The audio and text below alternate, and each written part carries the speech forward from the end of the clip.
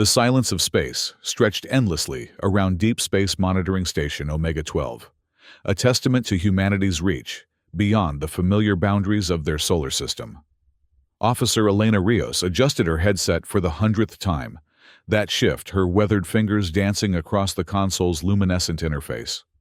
The station hung in the void, like a mechanical spider, its arrays and sensors reaching out toward the unknown, far beyond the orbit of Pluto. Elena had seen enough battles to last several lifetimes.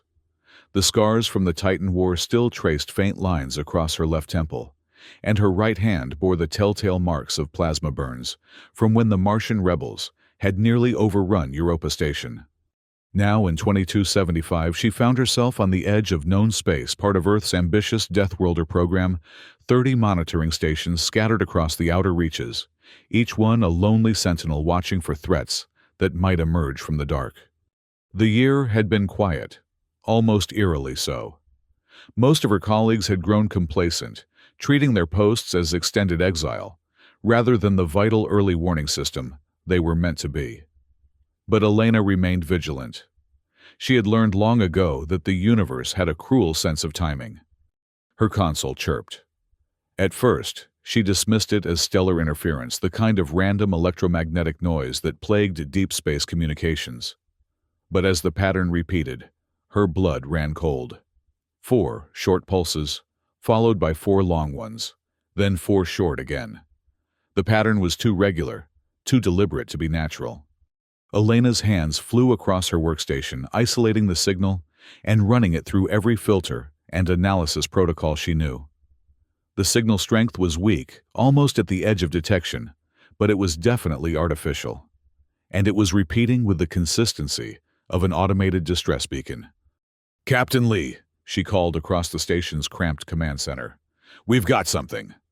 Captain Marcus Lee, a stocky man with prematurely gray hair and eyes that had seen too much warfare, looked up from his tactical displays.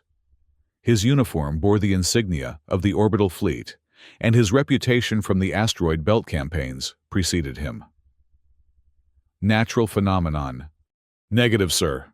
This is organized purposeful. It's coming from bearing 27 Mark 94, approximately 85 light-years from our position." Elena transferred the data to the main display.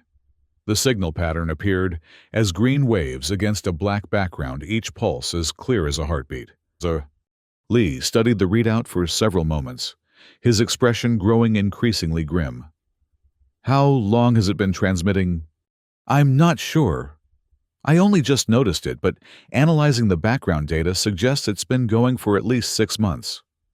Elena paused, her throat suddenly dry. "Sir, this looks like a distress call." The implications hit them both simultaneously. Nothing human was operating that far from Earth. The signal had to be from another species, the first confirmed evidence of non-human intelligence that humanity had ever encountered. Lee straightened his military training, overriding the momentary shock. "Compile everything.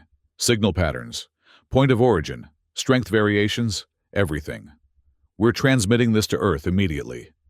Elena worked with practiced efficiency, bundling the data into an encrypted package. As she prepared the transmission, her mind raced with possibilities. Who were they? Why were they calling for help? And most importantly, could humanity even reach them in time to matter? The transmission burst toward Earth at faster-than-light speeds, carrying with it the first confirmation that humanity was not alone in the universe. Elena watched the data packet disappear into the void, knowing that within hours, her discovery would change everything. On Earth, the emergency session of the Planetary Council convened in the underground chambers beneath Geneva. The holographic displays showed the signal pattern that had traveled so far to reach human ears. Dr. Amir Cho, head of the Xenocommunications Department, stood before the assembled representatives, his usually composed demeanor showing cracks of excitement and concern. "The mathematical structure is unmistakable," Dr. Cho explained, gesturing to the enlarged signal pattern. "This isn't random electromagnetic noise. The spacing, the repetition interval, the increasing amplitude in the later transmissions, this is a distress call. More specifically, based on our analysis of the embedded harmonics and frequency modulations, we believe this is an extinction-level distress call. The chamber erupted in murmurs. President Aurelia Zhang, a woman whose calm leadership had guided humanity through the reconstruction following the colony wars, raised her hand for silence. Dr. Cho, please explain what you mean by extinction level. Ma'am, the signal contains embedded data that our quantum linguists have been working to decode. What we've found suggests that the transmitting species, we're calling them the Ilyari, is facing complete extermination. The signal includes mathematical representations of their solar system population decline curves and what appears to be tactical information about an invading force. Secretary of Defense General Patricia Volkov leaned forward. How reliable is this analysis? 97% confidence, General. The patterns are consistent with communication protocols we've theorized for decades. The Ilyari appear to be a sophisticated species, capable of faster-than-light communication, though their defensive capabilities seem limited based on the tactical data. Secretary of Interplanetary Relations David Okafor spoke up. The ethical implications are staggering. We're talking about an entire species calling out for help across the void. How can we not respond? General Volkov's face hardened. With respect, Secretary Okafor, we're talking about deploying our entire deep space fleet to a system 85 light-years away, based on a signal we've only just learned to interpret. The resources required, the risks involved. The moral imperative, President Zhang interrupted, is equally important. Dr. Cho, what do your projections show about our ability to reach the Ilyari system? Dr. Cho manipulated the holographic display showing stellar maps and trajectory calculations. Using our latest fold space technology, we could reach the Ilyari system in approximately 4 months. However, the energy requirements would be enormous, and we'd need to commit our most advanced vessels. The debate continued for hours, with representatives weighing military readiness against humanitarian obligation. Finally, President Zhang called for a formal vote. The result was narrow but decisive. Operation Fleet Doom was authorized. Within 72 hours, the largest military mobilization in human history began. Admiral Marcus Lee, promoted from his position as a station captain, found himself commanding a fleet that represented the pinnacle of human military technology. The flagship Oblivion, a dreadnought-class vessel over 2 kilometers long, led a formation of 29 heavy cruisers, 4 carrier vessels, and thousands of support craft. The fleet assembled at Luna Station, where final preparations were made. Dr. Cho's team had been working around the clock, developing new translation protocols based on the continued analysis of the Ilyari transmissions. The signals had become more desperate, more fragmented as time went on, confirming their worst fears about the situation. Admiral Lee stood on the bridge of the Oblivion, watching as the last of the supply vessels docked. Beside him, Major Tessa Novak, commander of the elite Deathworlder Marines, reviewed tactical displays, showing the latest intelligence on their destination. 18,000 Marines, Novak reported, each equipped with the new Mark 7 exosuits, enhanced for zero-gravity and hostile environment combat. We've run simulations using every available data point about the Ilyari system. Lee nodded. What about the Nova protocol? Fully installed and tested. All fleet vessels are equipped with the new fold space generators. We can create localized space-time distortions, powerful enough to disable enemy vessels without destroying them outright. Novak's expression was grim. Of course, the protocol is still experimental. Using it in actual combat will be unprecedented. The Nova protocol represented a revolutionary advancement in space warfare. Rather than relying purely on kinetic weapons or energy beams, it could fold space around enemy vessels, effectively creating pockets of distorted time that could disable propulsion systems and life support without necessarily destroying the ship itself. It was a weapon designed for precision, rather than annihilation, crucial when operating in a system with an endangered civilian population. Elena Rios had been transferred from Omega-12 to serve as the fleet's chief signals analyst. She stood at her station on the Oblivion's bridge, monitoring the increasingly frantic Ilyari transmissions. The mathematical beauty of their language had become a desperate cacophony, filled with coordinates, tactical data, and what she could only interpret as prayers. "Admiral," she called out, "I'm reading new transmissions from the Ilyari system. The signal strength has increased significantly. They know we're coming." Lee turned to face her. "How is that possible?" "Our fold space travel creates detectable gravitational waves. Any species with their level of technology would be able to track our approach." Elena paused, studying the incoming data. "Sir, there's something else. The transmissions now include what I believe are tactical briefings about the invaders, the Koran Empire." Dr. Cho, who had joined the fleet at the last moment, hurried to Elena's station. His face went pale as he read the translated data.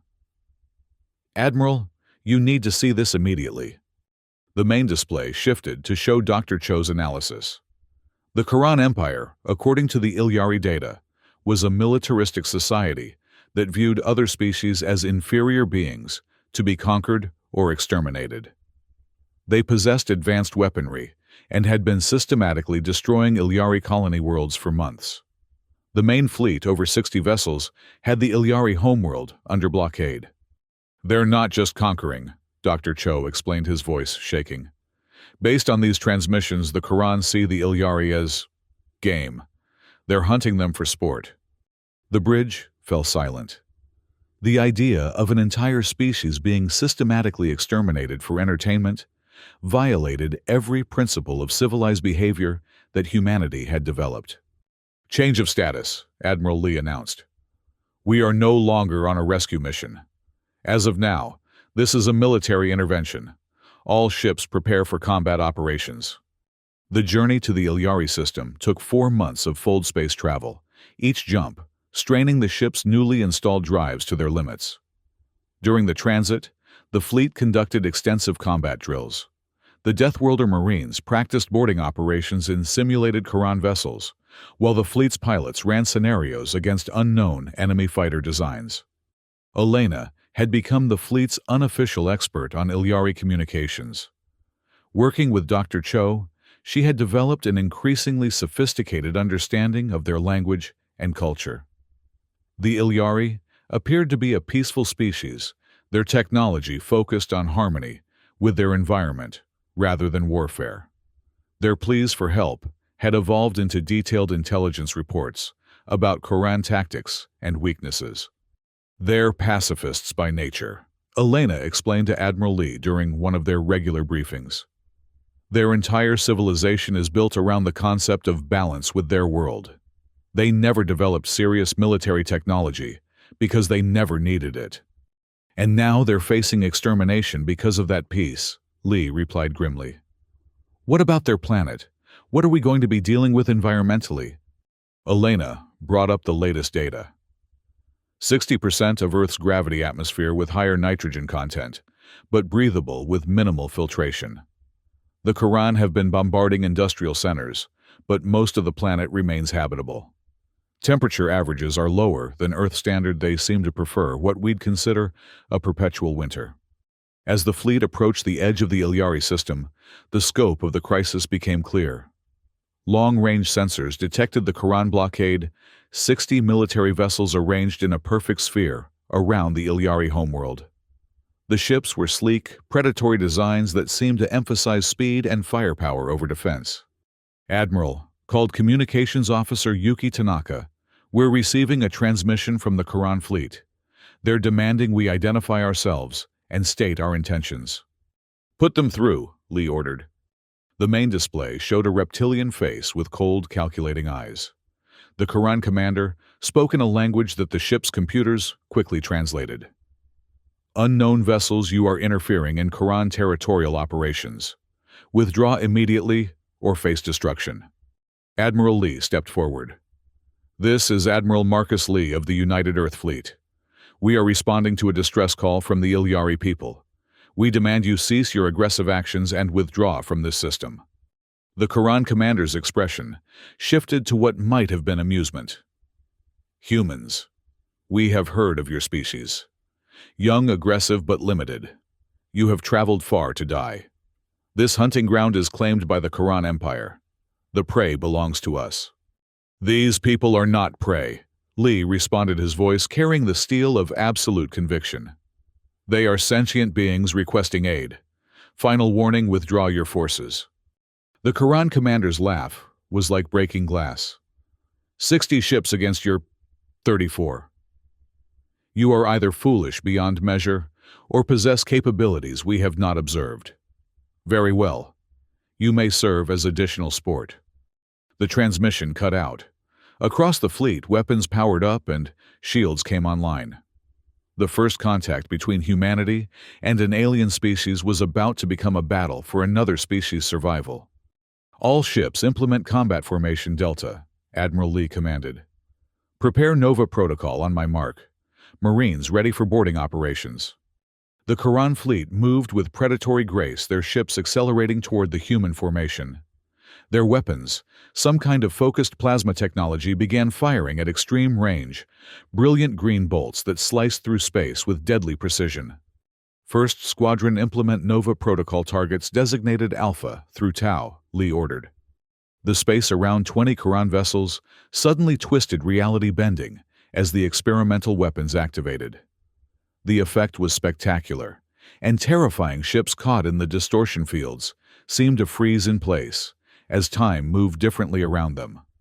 Several vessels lost power entirely, their crews trapped in temporal bubbles.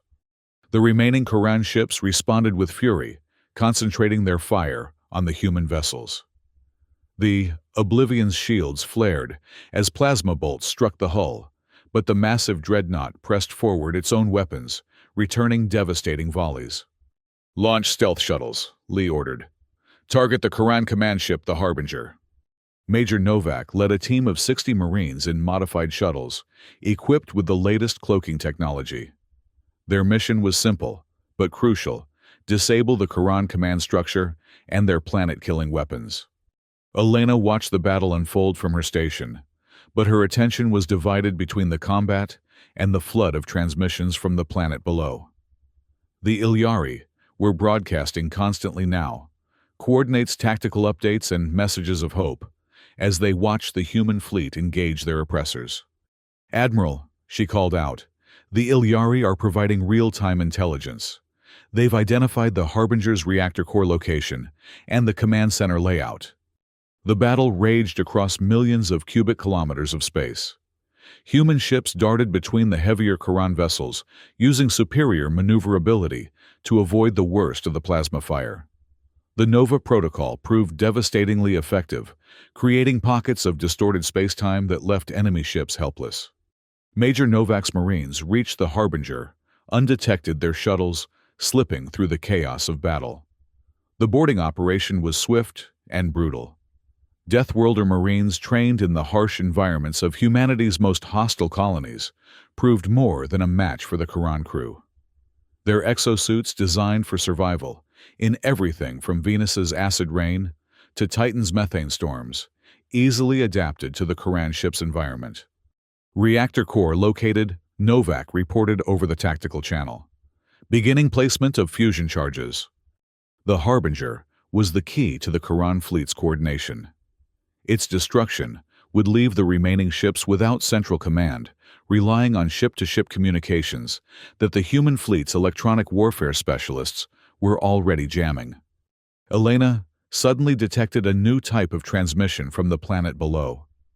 Unlike the desperate pleas of before, this was organized, coordinated. The Ilyari were directing human forces towards specific targets, using their knowledge of Quran tactics to provide tactical advantage. Admiral, the Ilyari are coordinating ground-based sensor networks to provide us with targeting data. They're fighting back with information. The fusion charges on the Harbinger detonated in a carefully controlled sequence. The massive Quran command ship didn't explode so much as collapse in on itself, its main reactor, creating a brief contained singularity that consumed the vessel's core systems. Across the Quran fleet, ships began breaking formation. Without central coordination, and with 20 of their vessels disabled by the Nova Protocol, the remaining Quran fleet found itself fighting a chaotic defensive battle. "Open a channel to the Quran fleet," Admiral Lee ordered. When the connection was established, Lee's voice carried across space with uncompromising authority. "Quran, vessels, your command ship is destroyed. Your fleet is fractured. You have one opportunity to surrender and face trial for your crimes against the Ilyari people. Refuse, and we will destroy every one of your ships." The response came not from the Quran fleet, but from the planet below. Elena's console lit up with incoming transmissions. The Ilyari were speaking directly to the human fleet for the first time. Dr. Cho worked frantically to translate the incoming messages. "Admiral, they're expressing gratitude doesn't begin to cover it. They're calling us the ships of hope that came from the darkness. They want to establish formal communication." The Quran fleet, leaderless and demoralized, began to retreat toward the edge of the system. Several ships attempted to flee entirely, but the human vessel's superior fold space technology meant there was no escape. One by one, the Quran ships powered down their weapons and broadcast surrender signals. Over the following days, the full scope of the Quran atrocities became clear. The Ilyari homeworld bore the scars of months of bombardment, with entire cities reduced to rubble. But the species had survived, their population battered, but not broken. Ground teams from the human fleet established contact with Ilyari survivors. The aliens were humanoid, but adapted for their cooler climate, tall, slender beings, with skin that shifted color based on their emotional state, and large eyes that seemed to hold depths of ancient wisdom. Dr. Cho led the first diplomatic mission to the surface, establishing a translation protocol that allowed real-time communication. Elena accompanied the mission, her expertise in Ilyari signals, making her invaluable for the technical aspects of first contact. The Ilyari city of Veltar had been partially destroyed, but its core remained intact. Crystalline spires that had once reached toward the sky were blackened and cracked, but the Ilyari had adapted their remaining structures into emergency shelters and medical centers. Elder Zilnam, one of the survivors of the Ilyari Council, met the human delegation in a chamber that had once been a place of worship. The walls were covered in bioluminescent patterns that pulsed gently, the Ilyari's method of writing, Elena realized. "Your people have given us something we thought lost forever," Zilnam said, through the translation system. The elder's skin showed patterns of deep blue and gold colors that the computers identified as indicating profound gratitude and hope. "The Quran viewed us as prey to be hunted for sport. They destroyed our colonies one by one, saving our homeworld for last. They wanted us to watch our civilization die slowly." Dr. Cho leaned forward. "What can you tell us about the Quran Empire? Are there others like you who need help?" "The Quran controlled dozens of star systems. They are a cancer that spreads through the galaxy, consuming species that cannot fight back. Your people are different. You came from impossibly far away just to help strangers. This is unprecedented in Quran experience." Elena studied the readings from her portable communication array. "Elder Zilnam, your distress signal reached us by chance. Had our monitoring station not been positioned exactly where it was, we never would have received it." Zilnam's skin shifted to patterns of deep contemplation. "Perhaps not chance. Our philosophers speak of the confluence, the idea that the universe brings together those who are meant to meet. Your species comes from what you call a death world, yes, a planet with harsh conditions that forge strong people." Dr. Cho nodded. "Earth has indeed been challenging to inhabit. Multiple ice ages, volcanic eruptions, asteroid impacts, wars. We've learned to survive through adaptation and cooperation. And now you extend that strength to others. This is why we will call you the Vashtai, roughly translated as those who bring life from death." The weeks that followed saw an unprecedented effort at reconstruction and cultural exchange. Human medical teams worked alongside Ilyari healers to treat the wounded and establish long-term medical protocols. The two species' technologies proved remarkably complementary: human engineering prowess, combined with Ilyari biotech, to create solutions neither species could have achieved alone. Admiral Lee established a permanent orbital presence with the Oblivion, and a squadron of ships remaining in the Ilyari system, as a deterrent against future Koran aggression. The captured Koran vessels provided valuable intelligence about the Empire's military capabilities and territorial extent. Elena found herself serving as the primary communication specialist for the ongoing diplomatic efforts. She spent her days listening to Ilyari transmissions, learning their linguistic patterns and cultural nuances. Her small apartment on the Oblivion became filled with displays showing Ilyari text linguistic analyses and cultural artifacts gifted by grateful survivors. One evening, as Elena stood in the Oblivion's observation deck, looking down at the Ilyari homeworld, slowly healing beneath layers of atmospheric haze, Elder Zilnum joined her. The Ilyari had become comfortable aboard the human ships, their natural curiosity overcoming their initial fear. "Your people fascinate us," Zilnum said, their skin showing patterns of contemplation and wonder. "You come from a world that killed the weak and made the strong stronger. Yet you use that strength not for conquest, but for protection." Elena watched the aurora that flickered in the planet's upper atmosphere, a phenomenon caused by the magnetic field generators the human engineers had installed to help shield the planet from radiation. "We learned something important over the centuries. Survival isn't just about being strong enough to live. It's about being wise enough to know what's worth preserving. And you believed we were worth preserving. Of course. Any species capable of creating beauty, like your crystal cities of developing technology, that works in harmony with nature, of sending a message of hope across impossible distances. That's a species worth saving." Zilnum's skin shifted to deep gold pure joy Elena had learned. "Do you know why we never developed weapons like yours?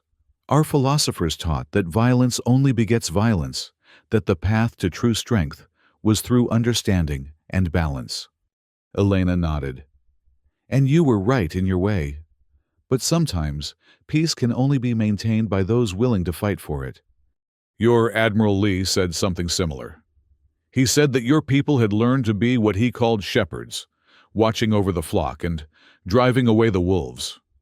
The metaphor struck Elena as profoundly appropriate. Humanity had indeed become shepherds, but shepherds armed with the most advanced military technology in the galaxy. Over the months that followed, the Ilyari-Human alliance was formalized. Intelligence gathered from captured Koran vessels led to the discovery of 6 other species currently under threat from the Empire. Plans were already being made for joint expeditions human military might combine with Ilyari intelligence networks and biotech. Elena often thought about that first transmission she had detected at Omega-12, 4 short pulses that had changed the course of 2 civilizations.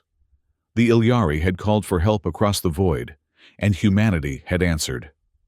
But in saving the Ilyari, humanity had found something equally valuable, a purpose that extended beyond their own solar system, a role as protectors of those who could not protect themselves. As the Oblivion maintained its vigilant orbit around the Ilyari homeworld, Elena continued her work. New signals arrived daily from across the galaxy, some from human ships exploring distant systems, others from newly encountered species, seeking aid or offering alliance. The universe was vast and full of dangers, but it was also full of life worth protecting. Humanity had emerged from their death world, not as conquerors, but as guardians. The Deathworlder program had prepared them to survive in any environment, and they would use that preparation to ensure that others could survive as well. Dr. Cho had calculated that there were potentially thousands of habitable worlds in the galaxy, each with the possibility of harboring life. The Koran Empire represented just one of many threats that peaceful species might face.